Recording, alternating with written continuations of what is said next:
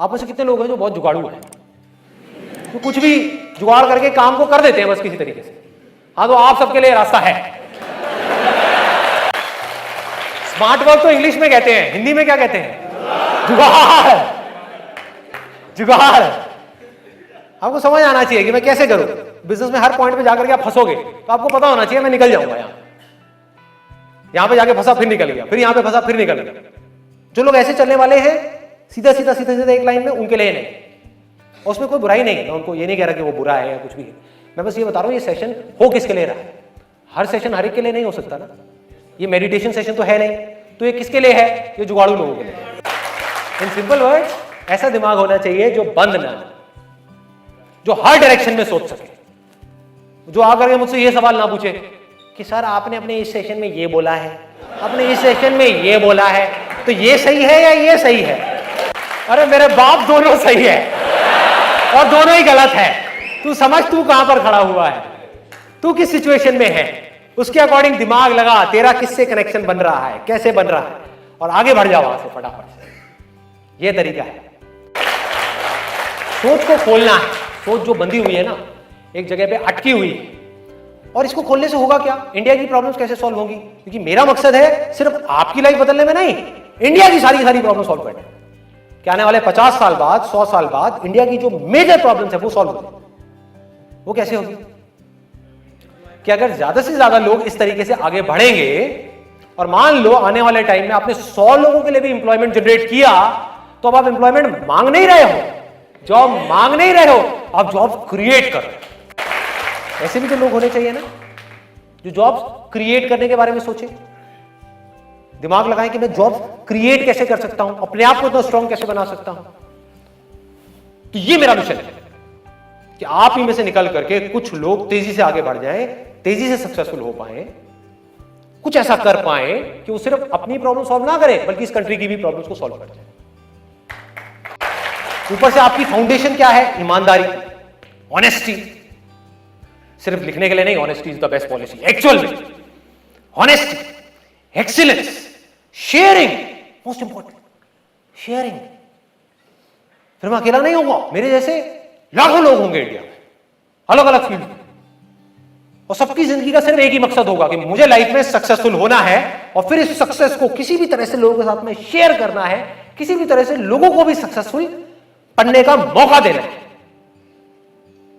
ऐसे एम्प्लॉयर्स होंगे जो जेन्युइनली अपने एम्प्लॉइज के बारे में केयर करेंगे। ऐसे लोग होंगे जो ईमानदारी से काम करेंगे। बेईमानी लोगों की नस नस में दौड़ रही है। ऐसे लोग होंगे जो ईमानदारी से काम करेंगे। अगर आप एक डॉक्टर बने इस रास्ते पे चल करके और अपनी एक टीम बनाई डॉक्टर्स की, तो आपकी एक ही पॉलिसी होगी कि मुझे सच बोलना है। अगर इस बंदे को ऑपरेशन की जरूरत है तो है, नहीं है तो नहीं है। सोचो ये दुनिया कैसी है। इंडिया में कितने बच्चे हैं छोटे छोटे? बहुत है। उन बच्चों को खिलौने चाहिए खेलने के लिए? नहीं चाहिए? यस और नो? यस। इससे आसान कोई काम हो सकता है? खिलौनों की दुकान खोल दो, बन जाओ जुगाड़ू, अगर बन सकते हो तो।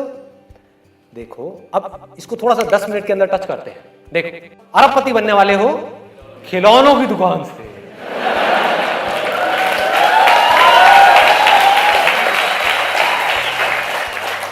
मैं सिर्फ सुतली दे करके छोड़ दूंगा, हाँ, अब बाकी काम आपको करना है। मैं चिंगारी दे रहा हूं, बम आपके अंदर से फटना चाहिए, अंदर से आना चाहिए कि हाँ।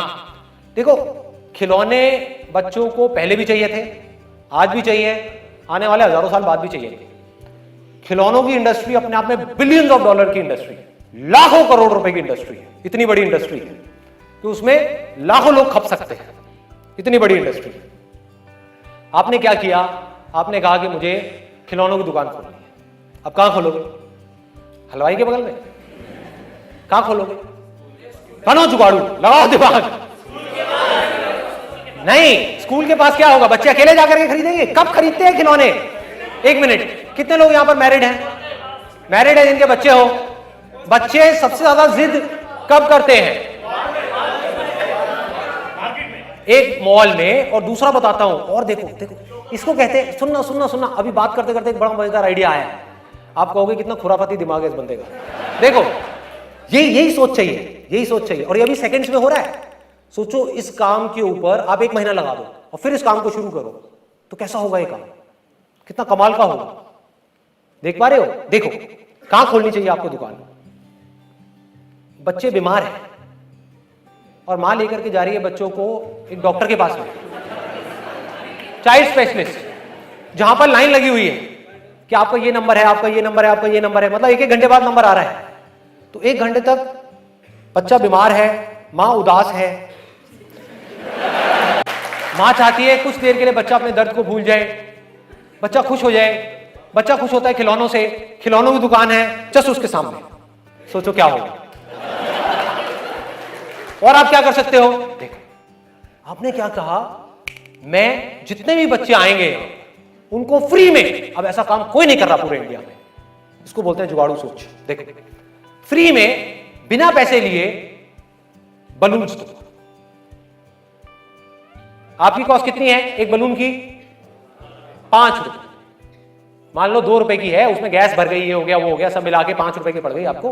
बहुत हाईफाई बलून नहीं, वो स्पाइडरमैन वाला बलून नहीं, सिंपल सा बलून जिसके ऊपर आपकी जो टॉय शॉप है उसका लोगो है। और अगर एक बच्चे को फ्री में बलून मिल गया, तो अगर आप बच्चे हो या थोड़ी देर के लिए बच्चे बन के सोच सको मेरी इस बात को, तो आपको समझने में टाइम नहीं लगेगा कि बच्चों को फ्री की चीजें कितनी अच्छी लगती है। माँ बाप को भी अच्छी लगती है, सबको अच्छी लगती है। अब आपने क्या किया, 5-5 रुपए के 100 बलून्स फ्री में बांट दिए। आपका कितना लगा? 500 रुपए। उसमें से मान लो सिर्फ 20 लोगों ने आपसे टॉयज खरीदे और हर टॉय में आपको 200 रुपए का मार्जिन मिला। कितना कमाया आपने? 4000 रुपए। लगाया कितना था? 500 रुपए। लगाया 500 रुपए, कमाया कितना? 4000 रुपए। कुछ भी गलत किया आपने किसी के साथ? यस और नो? ईमानदारी से, तरीके से, एक दिन में अगर आपने 20 टॉयज भी इस तरीके से बेचे फ्री के गुब्बारे बांट करके, तो आपने एक दिन में 4000 रुपए कमा लिए। महीने का कितना हुआ? फिर 1,20,000 रुपए पहुंच गए। कितना टाइम लगेगा इस पूरी प्रोसेस में? बहुत टाइम लगेगा। मान लो 1 साल लग जाएगा, 2 साल लग जाएगा, 3 साल लग जाएंगे, तब भी बुरा है क्या? अब इसमें आगे दिमाग लगाओ, इस काम को आगे बढ़ाने की कोई लिमिट है? यस और नो? नो। आप अपनी टॉय शॉप को कितना बड़ा कर सकते हो? शुरू में आपने रेंट पे छोटी सी दुकान ली, और लोग करते भी हैं। आंख खोल करके देखो अपने आसपास में एरिया में लोग कैसे ग्रो करते हैं। करते हैं नहीं करते हैं? एक दुकान खोलते हैं जो छोटी सी होती है। आई एम 100% श्योर आपको भी ऐसी बहुत सारी दुकानों के बारे में पता होगा। फिर उसके साथ वाली भी ले ली, फिर वो भी ले ली, वो भी ले ली, वो भी, बड़ी सी दुकान। ऐसी दुकान चलता है। टॉय शॉप चल पड़ी, उसके बाद में धीरे धीरे बड़ा कर लो, उसके बाद में कितनी भी टॉय शॉप खोलो। क्या टॉयज को आप सिर्फ ऑफलाइन ही बेच सकते हो? ऑनलाइन नहीं बेच सकते? एक बार आपकी दुकान आ गई तो कहीं भी बेचो। ऑनलाइन कितने टॉयज बिक सकते हैं? कोई लिमिट है? कोई लिमिट नहीं है।